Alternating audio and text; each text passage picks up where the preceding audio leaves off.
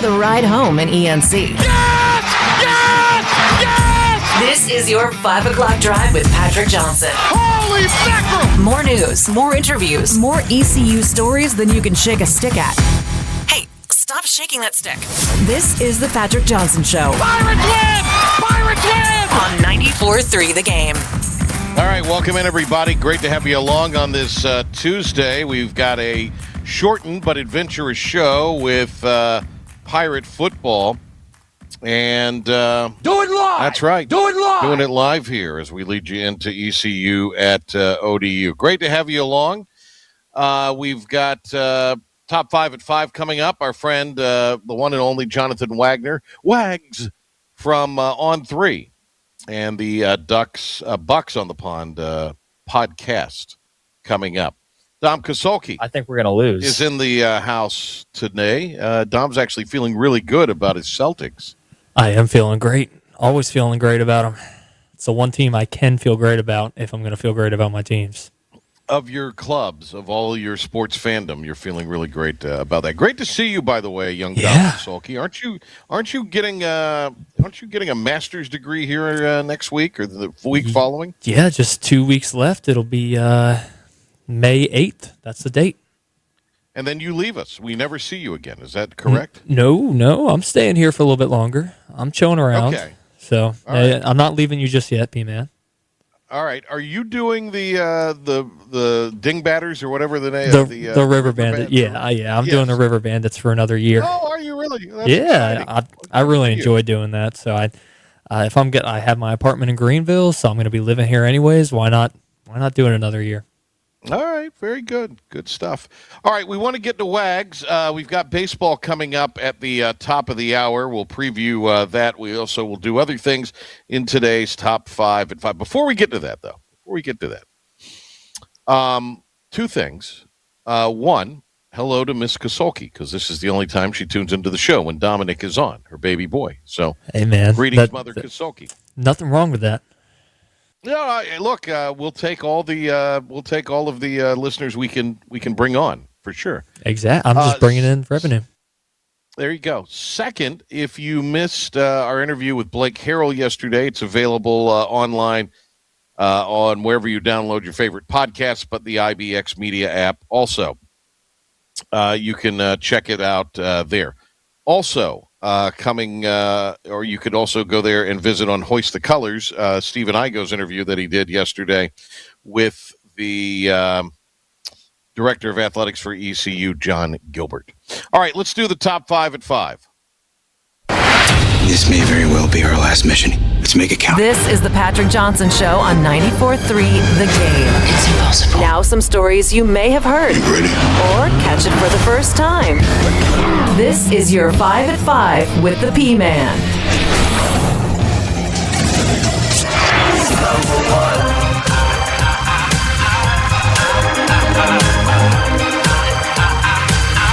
Number one.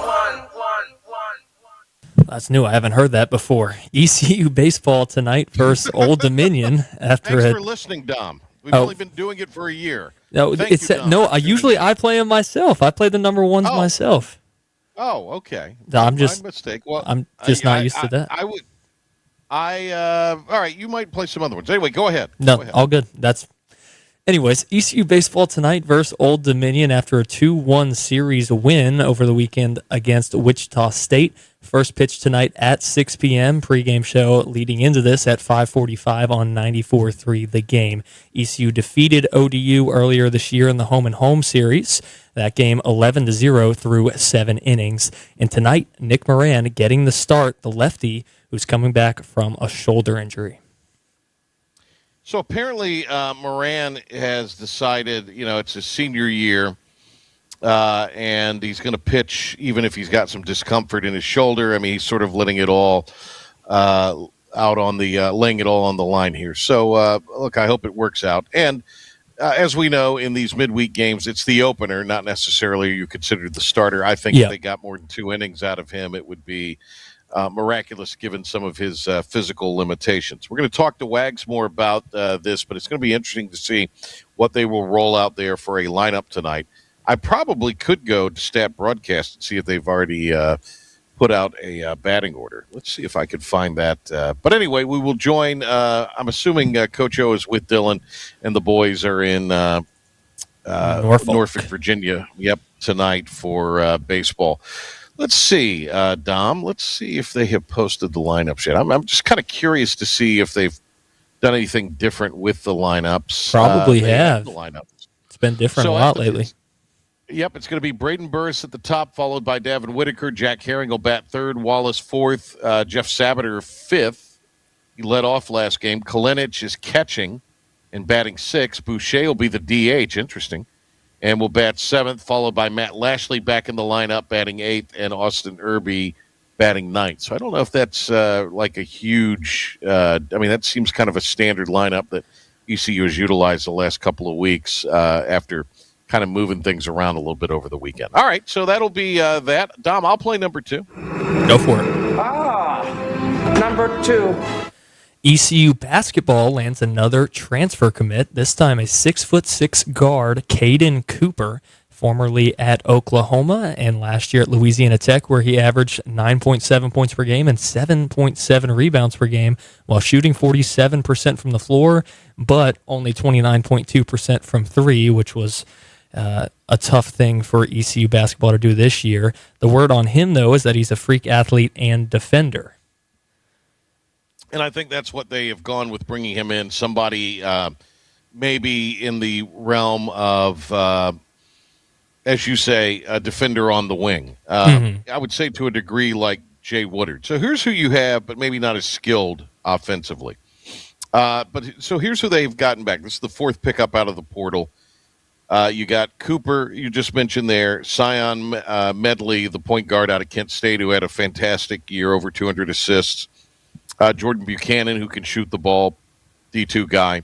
And then Blaine, who led ECU up last year and had an over 17-point per game average. Apparently, Eli Delorier is going to be back. The question there is, can he stay healthy? You've got Woodard going to come back. He would kind of be the leader, I would imagine, of this group. Dahi Quinn, who was injured last year, apparently is going to return. And then the kid, Creasy Quindungo. I believe that's how that's pronounced. Quindungo. Anyway, the kid out of Richmond who's also a pretty good athlete. So basically you've got 8 guys on the roster who appear to either be coming back or have been brought in, obviously with some more to go. Where I think you're going to have to see this shift now is 2 areas, and stop me if you've heard this before. I do think you need some form of a second point guard to run out there, a true point guard. Woodard, of course, can play the point, but I think he's going to have to do other things for you. You might also see him more in that point forward kind of role like we saw last year with Riley at times, where we would just initiate the offense through him. The other thing I would say that needs to happen, or will happen, possibly, is the bigs. You got to get now some bigs. Yeah, you have Delorier coming back, but I'm not so sure you can rely on the fact that he's going to be 100% healthy. That's just not his MO. It's not been his MO so far. So that'll be an interesting pickup. You know what the big pickup of the day, though, was, Dom? What's that? In college hoops. Not all the stuff where the Carolina fans are all excited because they're getting these guys from lower levels. Let me find it here for you. I got sent this morning. This is wild. Okay. The poster boy of Tulane basketball, the great white hope himself, Rowan Brumbaugh. We heard about how great Brumbaugh was, coming into the year and all of that. He apparently is transferring to SMU, which outbid Vandy. Wow. Vanderbilt wanted this kid, and SMU's got so much money. Outbid Vandy, and let's just say millions upon millions of dollars to get Brumbaugh into the fold there as a pony. How about that? Isn't that wild? Good for him, man. If that's what college basketball is going to be about now, you better use it if you're a player. You better utilize it if you're not going to go anywhere deeper. Not saying he's not, but if you have the chance to take money, you take money. Make it while you can. You do number 3, Dom. You can either press the button or you could say number 3. I'm going to leave it up to you. Number 3. Carolina Hurricanes take Game 2 in crazy fashion over the Ottawa Senators. In overtime, the Hurricanes make a game-winning goal just for it to be called back due to an offsides penalty. That changed the direction of the crowd, but there was a penalty, so the Hurricanes did get a penalty shot. They didn't make it. Goes to double overtime, and Jordan Martinook saves the day for the Hurricanes and hits the game-winning goal in double overtime to take a 2-0 series lead. It's pretty crazy. Anderson with the 36 saves in that one, and as you know, they are now, this time of year, especially that they're up 2-0, my Carolina Hurricanes. Yeah, now, yep. This shifts back to Ottawa on Thursday, where I firmly expect that the Senators will get a split. I don't think this goes the full 7. Mm-hmm. I'd even be a little surprised if it goes all the way to 6, but I think you've got a very, very realistic possibility of a split in Canada. Maybe the Thursday game in the week, and then who knows? But I do think there will be a split in that one. But as you artfully illustrated there, Dom, thank you. Kind of a wonky penalty, wiping off the goal, and a lesser team may have folded. But I think you're seeing the difference between a team with some playoff seasoning, who's taken some dings over the years and knows how to roll with the punches. Unlike with what we saw with the Hornets, who acted like they'd never seen a basketball last Friday night against a Orlando team that is dysfunctional. Yeah, well, Orlando did take a Game 1 victory over Detroit, the 1 seed, so maybe they were trying to duck the Celtics. I've seen a couple people say that. I think you're nuts. 4-4-4. Speaking of NBA playoffs are... Also, LeBlanc will be with us on Thursday, folks. But go ahead. I'm sorry. Go ahead. The NBA playoffs are heating up with some good Game 2 matchups from last night, starting with the Knicks and the Hawks at the Garden. New York controlled the game for the first 3 quarters. They had a disastrous finish, had C.J. McCollum making game-winning plays, but at the end, C.J. McCollum missed 2 free throws in the clutch, a 1-point game. The Knicks don't have a timeout, although the broadcast said they did, and the scorebug said they did. They run down the court, and Mikal Bridges misses a fadeaway from the left wing, and they lose the game, a stolen win from the Hawks. And then the Timberwolves and the Nuggets had a nail-biter as well after the first blow where the Nuggets took a 19-point lead. The Timberwolves came back, tied it at half, and Dante DiVincenzo made some great plays down the stretch. And forward for the Timberwolves, Jaden McDaniels said this about the Nuggets defense yesterday, and this was pretty interesting. Well, some of the keys offensively as to really getting a rhythm. Go out with Jokic, Jamal, all the bad defenders, Tim Hardaway, Cam Johnson, Aaron Gordon, the whole team. Like, just go at them. They're all bad defenders. Yeah, they're all bad defenders. That's fantastic. I love it. I absolutely love it. That is great. Just deadpan. Yeah, they're all bad defenders. So, obviously, if Denver has any pride in the locker room, they're going to ratchet up the defensive effort. And it may even get a little more physical as you're allowed to get in this day and age. By the way, the sky is falling in New York today. Mike Brown is all of a sudden an idiot on the sidelines, which a lot of fans might have told you from years gone by. Yes, he is. And, what you didn't talk about there was what was probably and what may end up being a little bit of a snoozer of a series, Cleveland and Toronto. Yeah, of course, I guess that shifts back to Canada, so we'll see where that goes. But Cleveland up 2-0 in that one. And then you've got the 3 tonight. And I know you're interested in the Celtics and the Sixers. Sixers cover, Celtics win is kind of my thinking tonight. That's fine. 14 is a huge... I thought the 12.5, 13.5 was pretty big last game, and we ended up blowing them out by 25 plus. But again, we'll find out if the Sixers have any pulse, even That's without true. Embiid tonight. Wemby was amazing. I think the Blazers, in a similar situation, cover, but the Spurs probably win. Okay. They're clearly better than Portland. Mm-hmm. And then What's the other one today? Oh, Rockets, Lakers. I think it all depends on if Durant plays. Me too. That's my thought process.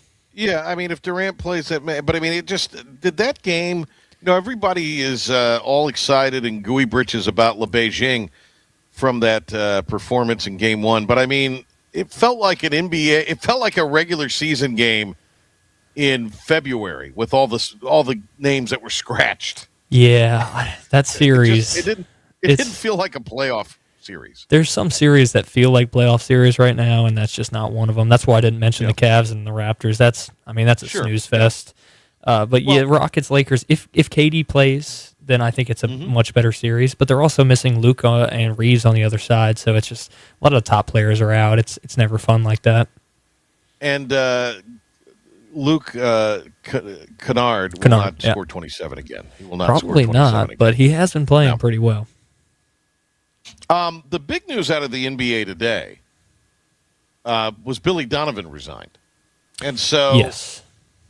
And the reason I say that is the big news. This is what North Carolina fans were hoping they were hearing 3 weeks ago. Yeah. But they didn't hear. And so what this tells me is Donovan did not want the job at the collegiate level. He does not want to go back to the collegiate level.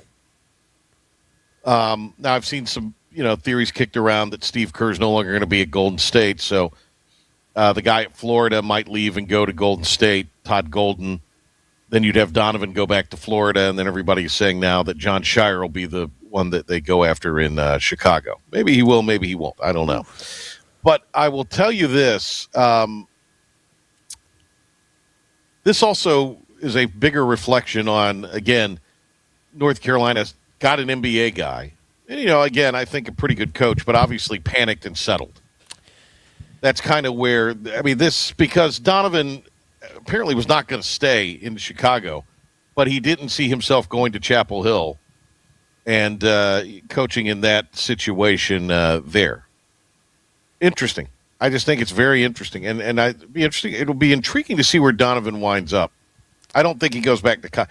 If he wanted to go back to college, he had his chance. Yeah, he did. Go back to Chapel Hill. And he stepped down himself. I don't know if he said that. So I'm not sure. Fired. He resigned. I'm not sure what he wants right now. I think he wants out of Chicago because it is a dysfunctional situation there. Fair enough. And it is nowhere close to winning. And I think he wants to coach somewhere he can win. We'll see if he gets that opportunity. He's had success. Yeah, that's the thing. I don't know enough to know what is open right now and what may end up being open depending on how things shake out in the playoffs. There could be an opening in New York. 5. Maybe. They're panicking right now. They are panicking right now. Just one game, though, although I think the Hawks make it a good series. Anyways, after 19 seasons as head coach of the Pittsburgh Steelers, Mike Tomlin, who just retired, will now join NBC as an NFL studio analyst. And with that said, the NFL draft will start this Thursday at 8 p.m. with the Raiders selecting first. And that's about it in NFL news. I'm sure you guys already went over that the Dexy pick. I think that I'm just curious to how good Tomlin will be on television because he really wasn't an effervescent personality, but he may do very well. He may show that he's pretty exciting. Now, this is also the network that employed Tony Dungy, who's a very nice man, but not exactly personality driven in today's studio world. But a very nice man. So I maybe he takes the Dungy spot as far as kind of the respected coach who doesn't say outlandish, insane things like they seem to have on all the other NFL shows.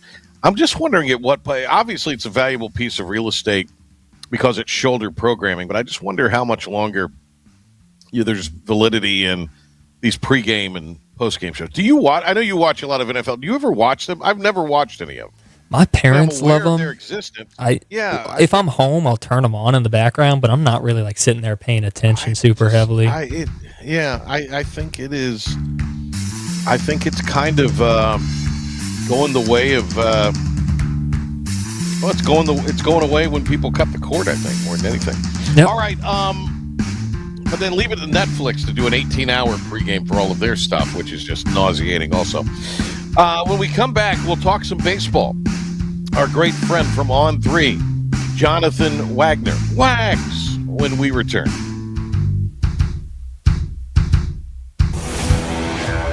The best burgers around. Everyone loves a thick, juicy, and fresh burger. Tiebreakers in Greenville, plus the all-new Tiebreakers in Winterville. Two real burgers, better than anybody. So don't just go to any burger-themed restaurant chain. It's time to break the chain and eat local. Tiebreakers, real burgers at its best. Everybody loves burgers. You know what the problem is with standard belts? Usually you have to choose between too tight or the opposite, too loose. But with Anson Belt and Buckle, you don't have to choose. We got rid of the holes and instead have a track system designed for micro-adjustability. That way you can enjoy a perfect fit every time. Anson Belt and Buckle. Find your perfect fit today.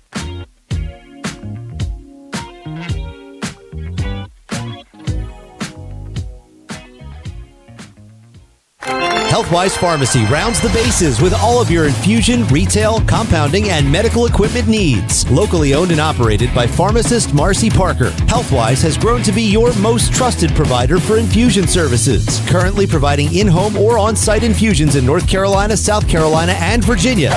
Visit Healthwise Pharmacy at 615B South Memorial Drive or call 252-295-0059 to speak to a patient service representative to find the option that best suits your needs.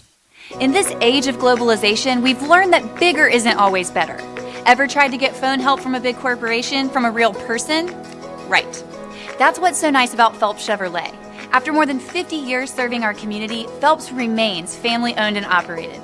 Mike, Daryl, Wave, West, Allen, and Clay deliver hometown service and integrity, same as always. They share your experience, they share your values, and they are ready to help with any motoring need. Come get you one. This is about you, your family, and the health of all who live in Eastern North Carolina. This is about the transformation of a health system into something more powerful and more human, about creating new ways to treat disease and keep you well. This is about ECU Health, which is to say, it's really all about you. ECU Health. Minds, hearts, purpose. Make every day electric on the Kawasaki Electro 20 electric balance bike. Maximize the fun with long run times, impressive top speed, and Kawasaki build quality. Easy adjustability and smooth handling make everyday riding more enjoyable. And the standard MTB type tires provide off-pavement capability. The Kawasaki Electro 20 is the electric balance bike that's built to rip. Go to Ron Ayers Motorsports, Memorial Drive north of the airport, Greenville.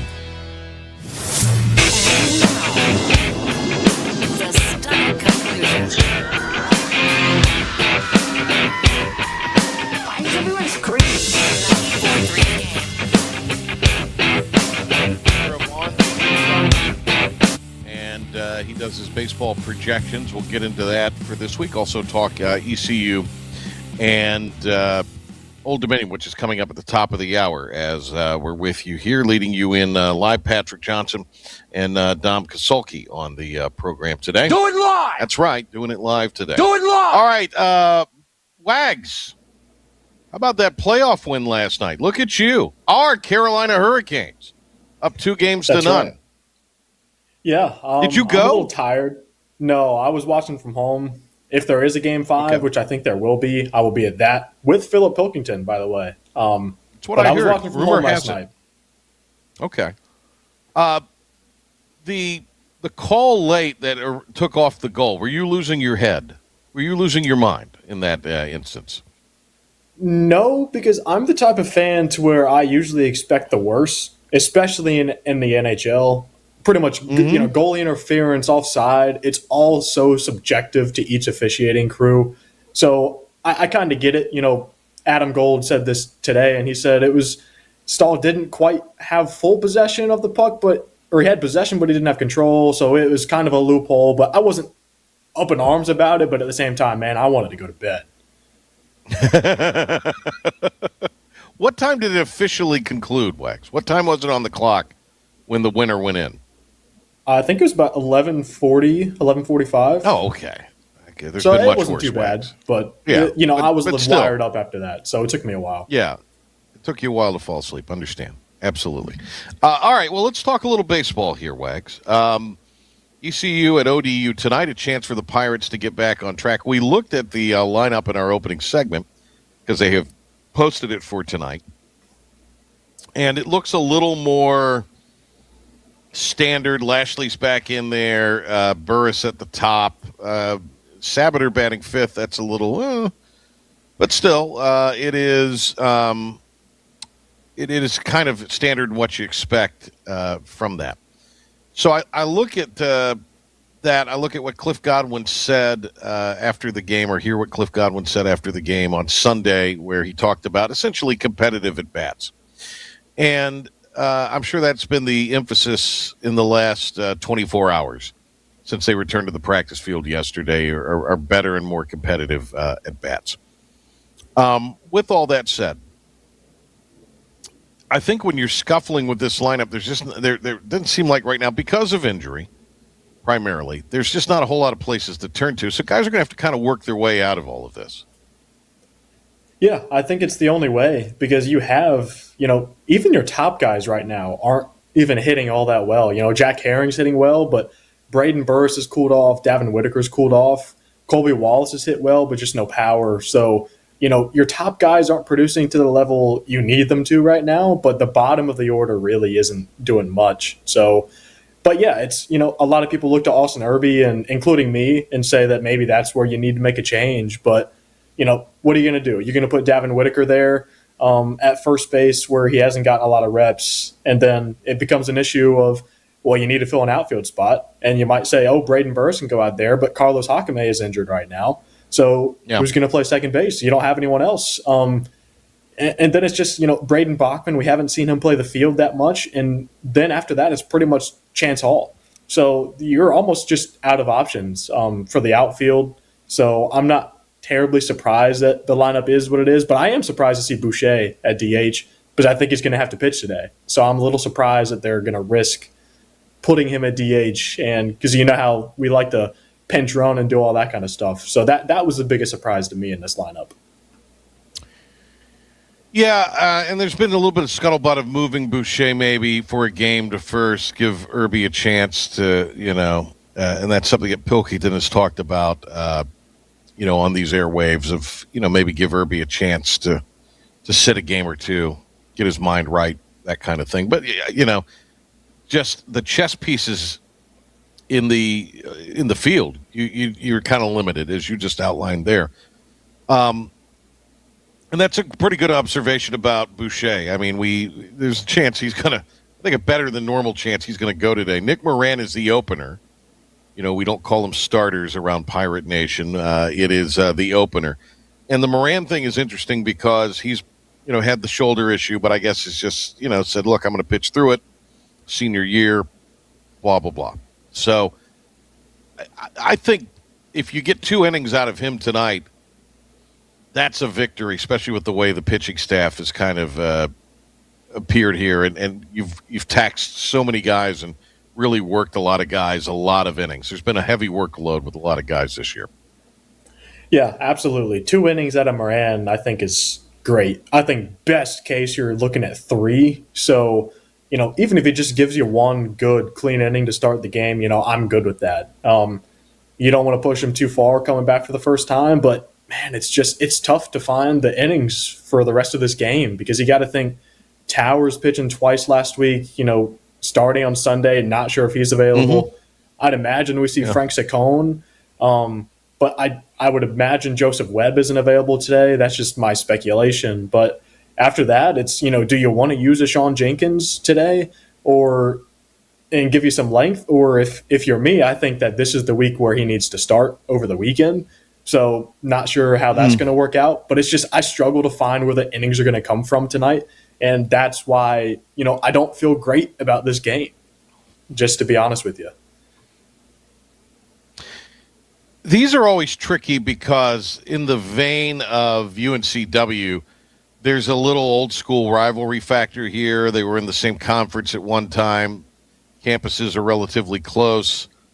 East Carolina, as we have seen, has gone into the Tidewater area or the Hampton Roads area, as they like to call it there locally now, and recruited very effectively over the years.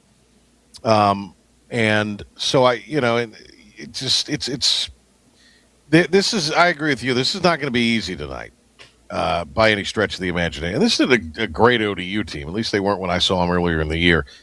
But I think kind of coming off that bittersweet ending to the weekend, going out there tonight, and we'll also have a pretty good idea early how fired up ODU will be. If ODU's fired up, could be a tough night at the ballpark.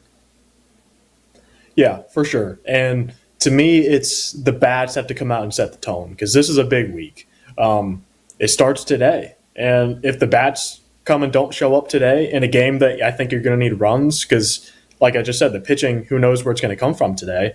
If the bats start slow and they aren't getting guys on and they're just rolling over uncompetitive at bats, then it's going to become even harder to win this game.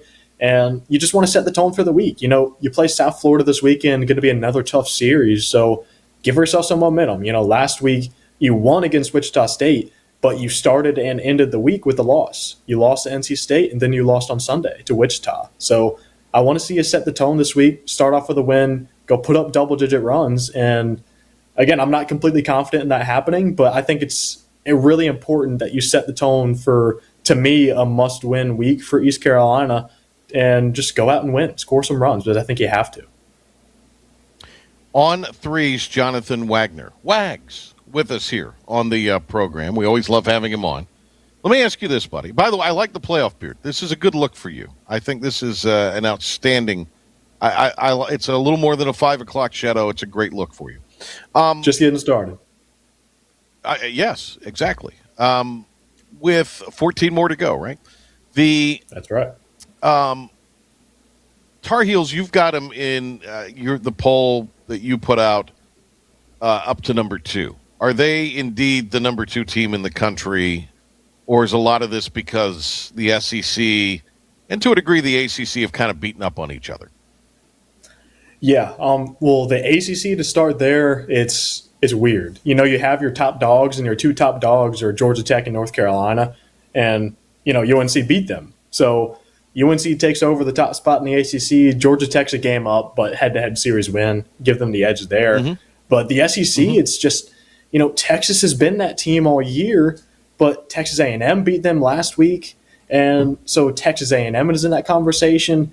Georgia, they lost a series last weekend, or not this past weekend, but the weekend before. But Georgia, they have the lead in the SEC, but Texas A&M now is half a game behind them because they played one less game, 1 win behind them. So the rest are just kind of beating each other up. And it's UCLA above everyone at the top, and there's a gap to me. But yeah, I just think the next group of teams is UNC, Georgia Tech, Texas A&M, Georgia. But there's not a whole lot of separation within that group. So you could really rank them kind of however. I still think Georgia Tech, if I was ranking teams in order of how likely they are to win the national championship this year, is UCLA 1 and it's Georgia Tech 2. Where do you put Coastal in that grouping of teams? I really like this Coastal team. They've made do with their injuries this year. I think they're a little bit behind, but I think they're in that top 10 to 12 range of teams in the country for me. Do they host? They Super do. Regional? To me, okay. Yeah, they're a slam dunk host for me. I have them as my 10th overall seed right now, but I do think there's a pretty good likelihood if they keep winning that a lot of the teams ahead of them, like you said, are going to beat each other up, and Coastal could be that next team waiting in the wings to move back up into the top 8. Where do you have the Pirates right now as far as the postseason goes, as they're sitting in solo third in the American entering the weekend? Yeah, I have them just outside looking in. They were in my field last week, but this week they're in my first 4 out. They were my 3rd team out of the field, so 67th overall seed behind NC State, Oklahoma State. Had both of those teams out as well. But to me, it's just the resume doesn't look that great. The RPI is down to 41. Strength of schedule still 25, but I think that RPI is going to really tank over the last few weeks, even if you win. Your remaining series are USF 59 RPI this weekend, have to win it. Ideally, you sweep it. That's your biggest boost remaining. But then it's at Memphis, RPI 120, Rice 91, at FAU, RPI 173. So you don't have any wiggle room left if you're ECU. So I don't see it as of now. Who do you have in out of the American? Yeah, I have UTSA as my projected champion. I have them as a 2 seed right now, just because the 2 seed line is a little weak for me. And then I have UAB. They're above the bubble, so they're not one of the last 4 in. They're just safely in the field. But I like that UAB team. Those 2 teams are UTSA and UAB, the tied for first atop the American. But it's kind of wide open. I think how the standings shake out will impact everything, because if UTSA or UAB wins the regular season title, they're probably going to be in the field even if they don't win the conference tournament, depending on how the numbers shake out.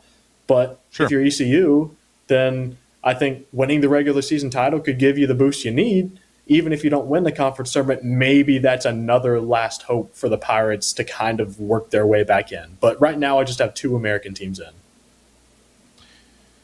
And you've got to win in a prolific manner because you lost the series to UTSA. And so, you really almost have to be, 2 or 3 games better than them at the end of the day? At least 2 games better than them at the end of the day. So you've almost got to win out in a sense. You got to think. In conference play. The path is very tough. Yeah. Still, you want to be peaking when you get to Clearwater, I suppose, one way or the other. That's kind of what, I guess the goal is here. All right, Wags, we got a couple more minutes here. Give me your thoughts on the game tonight. What leads to an ECU win over ODU? Yeah, I think it has to be offensive driven. You need your top guys to be your top guys. You need Braden Burris to set the tone, Davin Whitaker to set the tone. You need Jack Heron to keep doing what he's doing. And I think you need Colby Wallace to keep doing that too. I like Jeff Sabater. I liked him in the leadoff spot last weekend. We're not going to see him there tonight. But, you need your top guys, but you need some supplement from the bottom too. I think your top guys are going to be the guys to drive in the runs, but your bottom of the lineup has to get on base. Because, first time through, if you can get your 7, 8, 9 holes getting on base and giving Braden Burris an opportunity to drive in runs, Davin Whitaker an opportunity to drive in runs, then I think you're going to be in good shape. But if the bottom of the lineup isn't producing, isn't having competitive at-bats, then it puts a lot of pressure on the top guys, and I'm not sure right now that they're built to withstand that. So you need runs, and you need it 1 through 9, and you need it throughout the game. You need it early and often throughout the rest of the 9 innings. Good stuff, Wags. Really appreciate it. Good to talk to you. Enjoy the game tonight. We'll catch up with you again down the road soon. Yeah, thanks for having me on, and let's have a good night of baseball. We'll see. It's coming up at the top of the hour, and you can hear it here on 94.3 The Game and on the IBX Media app. Thanks to the one and only Wags, Jonathan Wagner. Awesome to have him on. When we join you tomorrow, we'll recap ECU baseball and talk all things going on in the world of the portal. Back in the morning, I'm talking to town. Benny Hardy and I will be co-hosting, so we'll see you then. Thanks to Dom Casalti. Great job there. And hello to Mother Casalti for tuning into the show today. Glad she did. All right, Pilk will be back with us tomorrow, and we'll be on 5 o'clock. Patrick Johnson Show here on 94.3 The Game and the IBX Media app. Enjoy the baseball.